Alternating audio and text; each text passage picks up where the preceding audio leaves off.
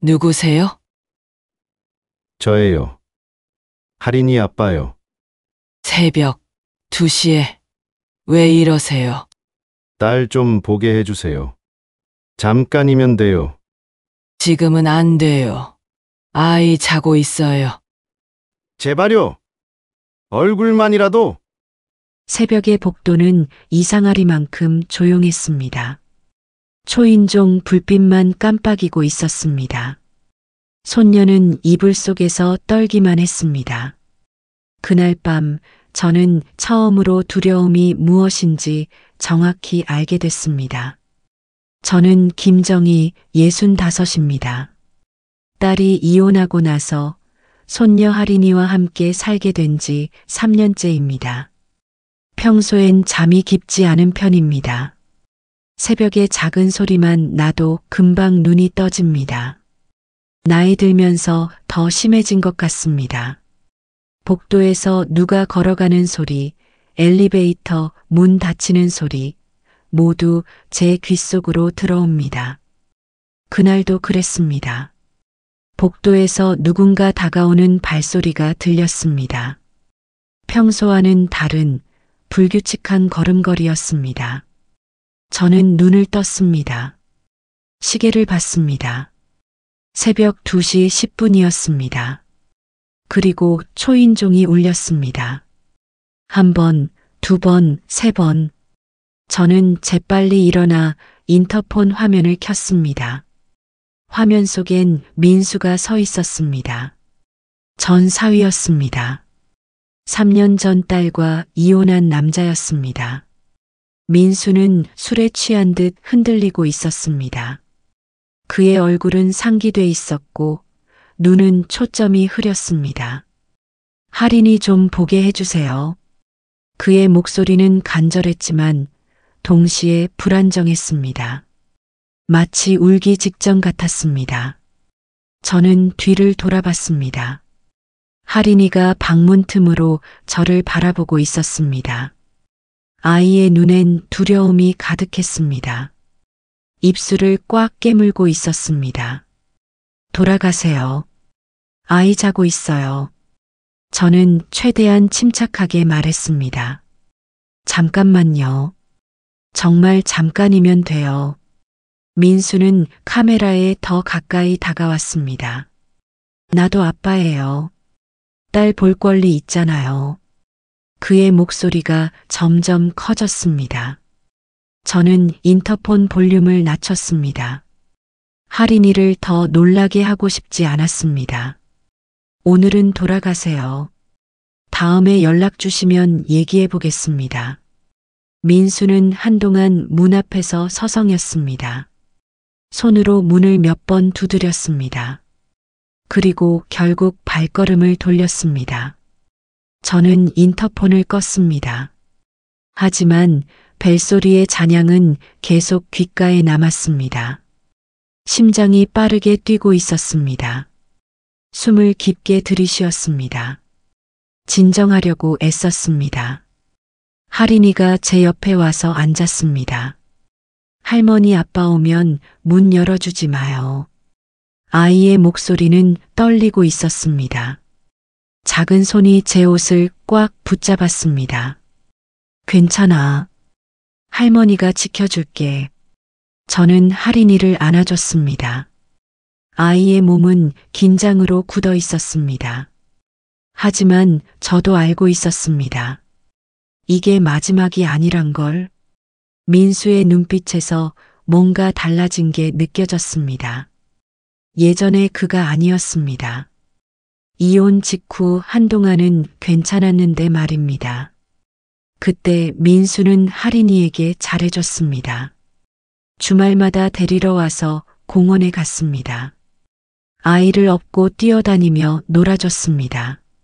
할인이는 그때 정말 행복해 보였습니다.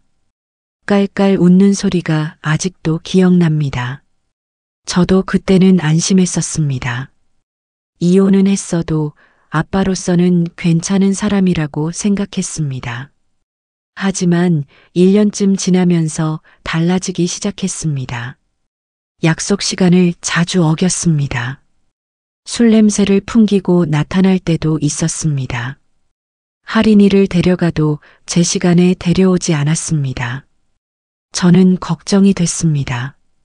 딸과 상의해서 면회를 조정하자고 했습니다. 민수는 화를 냈습니다. 내가 뭘 잘못했어요. 나도 아빠예요. 하지만 약속은 지키지 않았습니다. 결국 만남이 점점 뜸해졌습니다. 그리고 올해 초부터는 연락도 끊겼습니다. 저는 그게 끝인 줄 알았습니다. 그런데 한 달 전부터 다시 나타나기 시작한 것입니다. 처음엔 낮에 전화가 왔습니다. 할인이 좀 보고 싶어요. 목소리가 이상했습니다. 뭔가 절박했습니다. 저는 조심스럽게 대답했습니다. 할인이한테 물어보고 연락드릴게요. 하지만 할인이는 고개를 저었습니다. 아빠 무서워요. 요즘 이상해요. 아이의 말이 마음에 걸렸습니다. 어떻게 이상한데? 학교 앞에서 봤어요. 멀리서 계속 저를 쳐다봤어요. 저는 깜짝 놀랐습니다. 할인이가 그 말을 왜 진작하지 않았는지 안타까웠습니다. 그 예감은 틀리지 않았습니다. 사흘 뒤 또 벨이 울렸습니다. 새벽 1시였습니다. 이번엔 더 오래, 더 집요하게 눌렀습니다. 저는 인터폰 화면을 보지 않았습니다. 할인이를 깨우고 싶지 않았습니다. 하지만 벨소리는 멈추지 않았습니다. 5분 넘게 계속됐습니다. 결국 경비실에서 올라왔습니다. 복도에서 대화하는 소리가 들렸습니다. 경비원이 민수를 설득하는 소리였습니다. 지금 새벽이잖아요. 낮에 연락하시고 오세요. 나는 아빠라고요. 민수의 목소리가 커졌습니다. 저는 문을 열까 망설였습니다. 하지만 할인이 생각에 그럴 수 없었습니다. 한참 후에야 조용해졌습니다. 저는 그날 밤 한숨도 자지 못했습니다. 계속 복도 쪽을 신경 쓰며 누워 있었습니다. 다음 날 아침 경비실에서 전화가 왔습니다. 어젯밤에 또 그분 오셨어요. 경비원의 목소리에는 걱정이 묻어났습니다.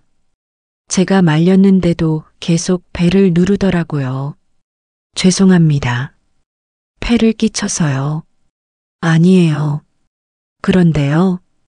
경비원이 잠시 말을 멈췄습니다. 혹시 기록해 두실 수 있을까요? 만약을 위해서요. 저는 조심스럽게 물었습니다. 물론이죠. 이미 몇 차례 적어뒀습니다. CCTV도 확인해 보세요. 그날 오후 할인이를 학교에 데리러 갔습니다. 정문 앞에서 아이를 기다리고 있었습니다. 다른 아이들은 하나둘 나왔습니다. 부모들과 손잡고 걸어갔습니다. 그런데 할인이가 나오질 않았습니다. 10분이 지나도 보이지 않았습니다.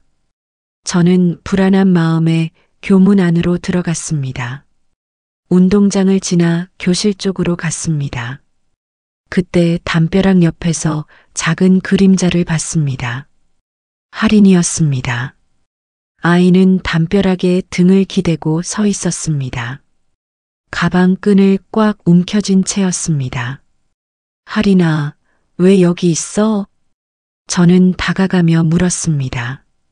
아이는 대답 대신 손가락으로 정문 쪽을 가리켰습니다. 저는 그쪽을 봤습니다. 민수가 서 있었습니다. 정문 밖 가로수 그늘 아래였습니다. 민수는 교문 밖에서 안을 계속 들여다보고 있었습니다. 손에는 무언가 들려 있었습니다. 인형 같았습니다. 할인이를 위해 가져온 것 같았습니다. 하지만 아이는 숨어 있었습니다. 나가려 하지 않았습니다. 저는 할인이의 손을 잡았습니다. 괜찮아. 할머니랑 같이 가자. 아이는 고개를 끄덕였습니다. 하지만 입술을 깨물며 울음을 참고 있었습니다. 눈물이 눈가에 맺혀 있었습니다. 후문으로 나가요. 괜찮아. 우리는 운동장을 가로질러 후문으로 향했습니다. 다행히 후문은 반대편이었습니다. 민수가 볼 수 없는 곳이었습니다. 집까지 가는 내내 저는 뒤를 계속 돌아봤습니다. 혹시 따라오는 건 아닌지 확인했습니다. 다행히 민수는 보이지 않았습니다. 하지만 집에 도착하자마자 또 벨이 울렸습니다. 이번엔 낮인데도 그가 찾아온 것입니다. 어떻게 우리가 돌아온 걸 알았는지 궁금했습니다. 혹시 따라온 건 아닌지 소름이 돋았습니다. 나는 아빠야. 내 딸 볼 권리 있어. 민수의 목소리는 문틈을 넘어 방 안까지 들렸습니다. 평소보다 훨씬 격앙돼 있었습니다.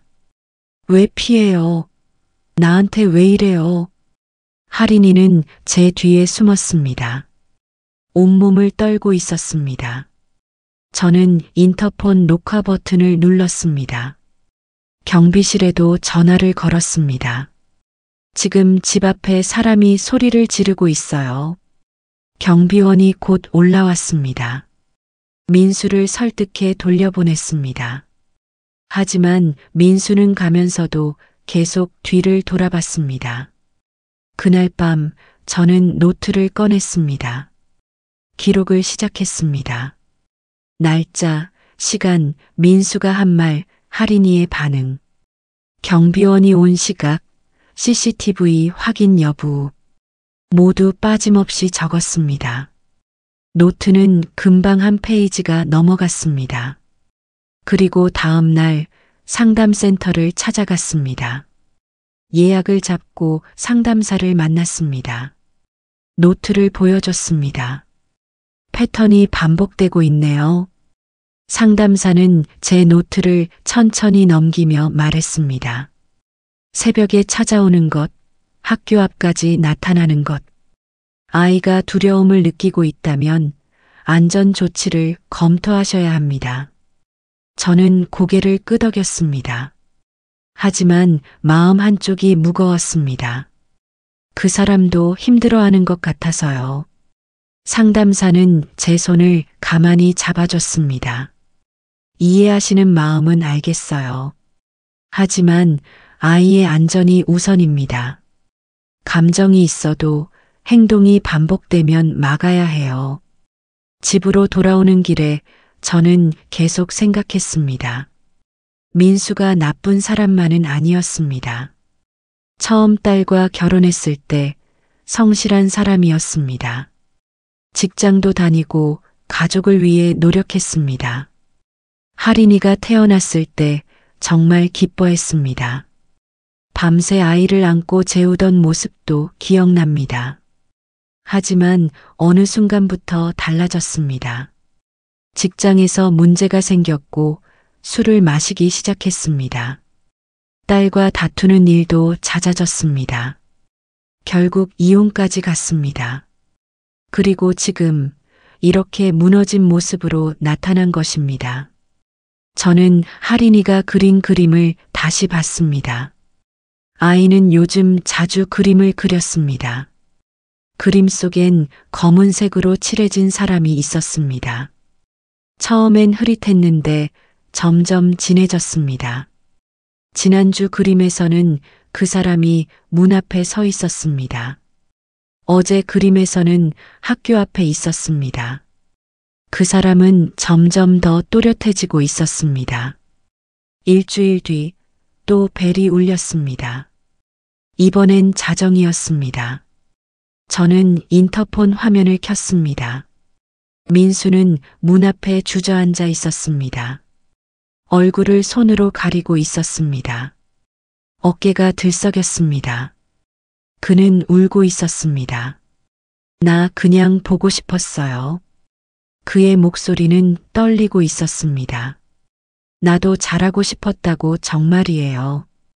아빠 노릇하고 싶었어요. 제대로 하고 싶었다고요. 저는 화면을 보며 한동안 말이 없었습니다. 가슴 한쪽이 아팠습니다. 저 사람도 외롭구나 하는 생각이 들었습니다. 하지만 그때 뒤에서 할인이의 숨소리가 들렸습니다. 아이는 다시 방문 틈에서 저를 보고 있었습니다. 두려움에 떨고 있었습니다. 작은 얼굴은 창백했습니다. 눈은 불안으로 가득했습니다. 저는 천천히 일어섰습니다. 문 쪽으로 다가갔습니다. 손이 문손잡이에 닿았습니다. 잠시 망설였습니다. 열어야 하나 말아야 하나. 민수의 울음소리가 들렸습니다. 하지만 뒤에서 할인이의 떨리는 숨소리도 들렸습니다. 저는 손을 내렸습니다. 결국 문을 열지 않았습니다. 대신 인터폰 너머로 말했습니다. 민수 씨, 이제 그만하세요. 아이가 무서워하고 있어요. 이건 사랑이 아니에요. 문 너머에서 한숨 소리가 들렸습니다. 나도 알아요. 근데 어쩔 수가 없어요. 도움을 받으세요. 제가 연락처 알려드릴게요. 그리고 가벼운 발자국 소리가 멀어졌습니다. 저는 긴 숨을 내쉬었습니다. 그와 동시에 순찰차 소리가 들렸습니다. 제가 미리 신고를 해둔 것입니다. 경찰이 민수와 이야기를 나눴습니다. 오래 대화가 이어졌습니다. 민수는 결국 경찰차에 태워져 갔습니다. 그날 이후로 한동안 벨은 울리지 않았습니다. 저는 상담사와 함께 접근금지 신청 절차를 시작했습니다. 서류를 준비했습니다. 기록한 노트, CCTV 영상, 경비원 진술서, 모든 걸 모았습니다. 쉬운 결정은 아니었습니다. 밤마다 이게 옳은 일인가 자문했습니다. 하지만 할인이를 위해 필요한 일이었습니다. 아이에게 설명했습니다. 할인아, 우리 아빠를 지우는 게 아니야. 저는 아이의 손을 잡았습니다. 우리 마음을 지키려고 거리를 만드는 거야. 아빠도 지금은 힘든 거야. 그래서 치료가 필요해. 할인이는 천천히 고개를 끄덕였습니다. 아빠가 나쁜 사람이에요? 아니야. 지금 많이 아픈 거야. 그럼 나중에 나아지면 볼 수 있어요? 그때 가서 내가 결정하면 돼. 아이는 입술을 깨물었습니다. 그리고 며칠 만에 처음으로 편하게 잠들었습니다. 이야기가 마음에 남으셨다면 구독과 좋아요 부탁드립니다. 민수는 한동안 연락이 없었습니다. 한 달이 지나고 두 달이 지났습니다. 그리고 다시는 찾아오지 않았습니다. 접근금지 명령이 내려진 후였습니다. 저는 여전히 복도에서 들리는 작은 소리에 놀라곤 합니다. 새벽에 누가 지나가면 깨어납니다. 하지만 그 두려움은 점점 옅어지고 있습니다.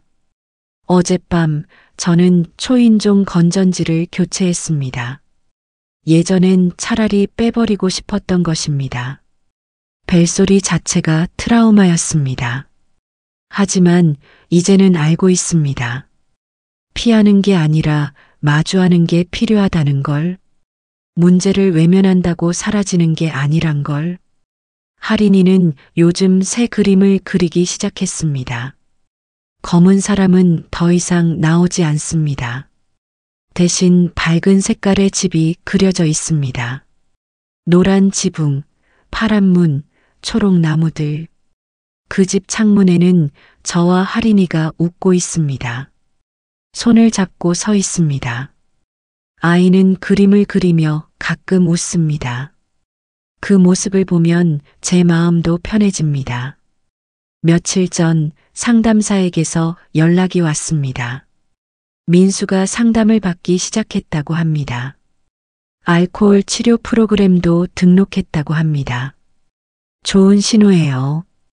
상담사가 말했습니다. 시간이 걸리겠지만 노력하고 있어요. 저는 그 말을 들으며 조금 안도했습니다. 미움은 없었습니다. 다만 거리가 필요했을 뿐입니다. 서로를 위한 거리였습니다. 언젠가 민수가 회복되면 그때 하린이가 결정할 것입니다. 만날 것인지 말 것인지. 그건 아이의 몫입니다. 저는 하린이의 잠든 얼굴을 보며 속삭였습니다. 이제는 우리가 우리답게 살아보자. 초인종이 멈추자 우리의 밤도 다시 시작됐습니다. 평온한 밤이었습니다. 두려움 없는 밤이었습니다. 사랑은 가까운 거리가 아니라 안전한 거리에서 시작되기도 한다는 걸 알게 됐습니다.